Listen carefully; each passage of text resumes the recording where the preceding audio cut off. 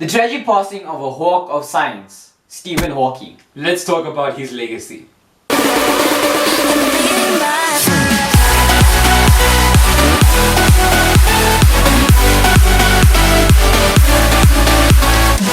Welcome back TMG, we are here back with another video, and today's video is going to talk about this hawk of science, Stephen Hawking, and his legacy.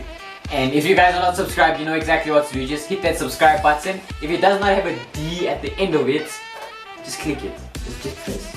Definitely, you just need to add a D. It's for free. Anyways, let's get into this video. Where did that go? Okay, and basically we are going to dive deep into who Stephen Hawking was and you know how he went through his whole change and the impact he had on the whole science community. So basically, who was Stephen Hawking?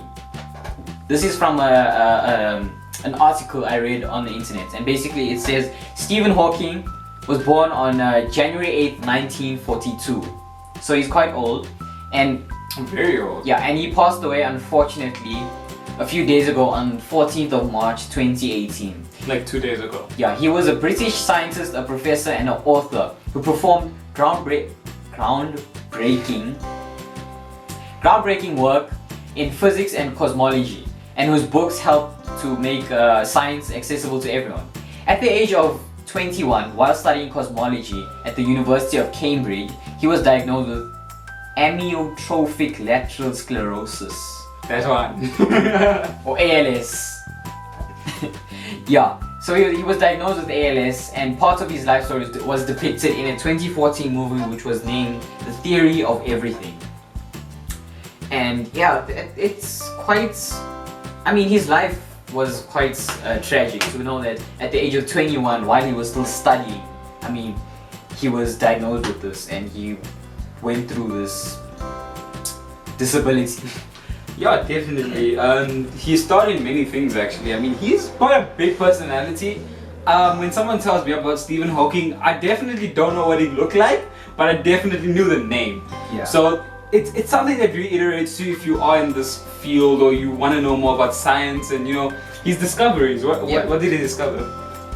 He discovered a lot of things. I mean, he put a lot of theories down for science, for cosmology. I mean, he brought a lot of logical thinking to like, you know, black holes and how they work. And I mean, it's crazy the amount of books that he has written and the amount of knowledge that he has put in those books. It touches everyone in the science community. He brought the world to the new meaning behind the life behind. I mean, after Earth, like there is things out of this Earth that keeps us in captivity. I mean, space, the cosmos, everything. And can I just explain the amount of struggles that he went through? So this is a carry-on of the article, and it said at the age of 21, Stephen Hawking was diagnosed with amyotrophic lateral sclerosis, ALS, or Lou Gehrig's disease. In a very simple sense, the nerves that control his muscles were shutting down. At the time, the doctors gave him 2.5 years to live, which he actually surpassed by almost 5-6 decades. Five, sorry. Hawking first began to notice the problems with his physical health while he was at Oxford.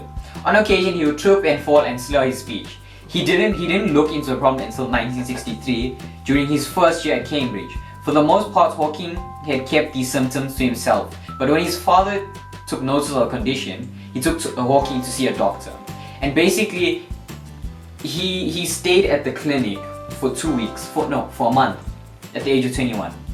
And basically what they did, how he describes is that they took a muscle sample from his arm, stuck electrodes into him, and injected him with some radio-opaque fluid in his spine and watched it go up and down his spine with an X-ray while they tilted the bed. So I mean, that alone is scary. I mean, to actually go through that procedure it's just horrifying.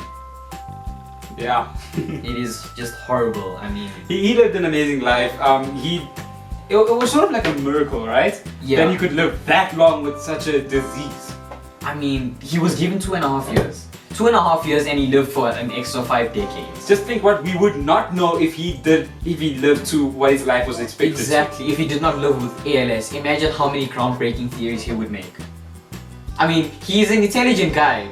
Let's not take that away from exactly, but imagine how much more intelligent he could be without ALS. Definitely. Amazing life that he lived. Rest in peace, Stephen Hawking. Fun fact about him as well is like he voiced in The Simpsons. If you didn't know that.